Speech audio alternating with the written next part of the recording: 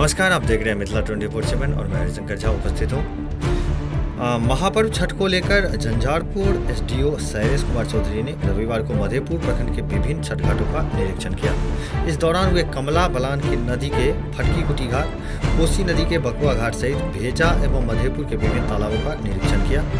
नदी तालाबों के किनारे की जलस्तर के बारे में स्थानीय लोगों से जानकारी ली। छठ व्रतियों को घाट तक पहुंचने वाले रास्ते को सुगम बनवाने तथा साफ सफाई की हर संभव व्यवस्था किए जाने का आश्वासन दिया।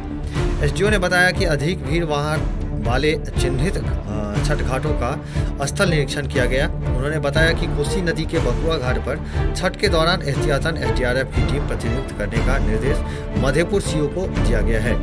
वहीं गहरा पानी वाले खतरनाक घाटों पर बांस बल्ला लगाने तथा लाल पताका लगवाने का निर्देश भी दिया गया है।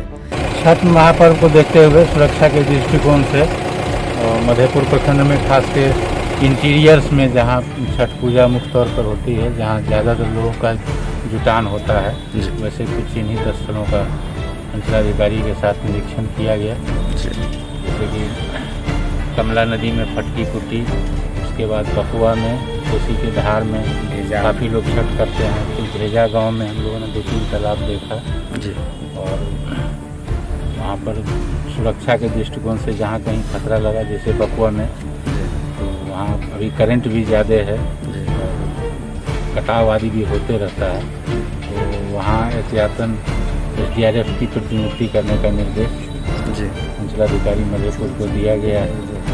और अन्य जगहों पर भी जहाँ कहीं भी खतरा ज़्यादा है तो वहाँ लाल पताका इत्यादि लगा देने का, और किनारे में बांस बल्ला वगैरह गाड़ के, ताकि लोग आगे न जाएं, किनारे में ही छठ करें सुरक्षित रूप से। निजी नाव नहीं चलेंगे छठ के दरमियान, सरकारी नाव भी चलेंगे जहाँ चलेंगे, और छतरी पुल इत्यादि नहीं बनाए जाएंगे। राज्य सरकार का निर्देश है, छतरी पुल इत्यादि नहीं बनेगा और लोग सुरक्षित रूप से छठ मनाएंगे। एसडीओ ने बताया कि छठ पर्व के दौरान निजी नावों के परिचालन पर पूर्णतः रोक लगा दी गई है।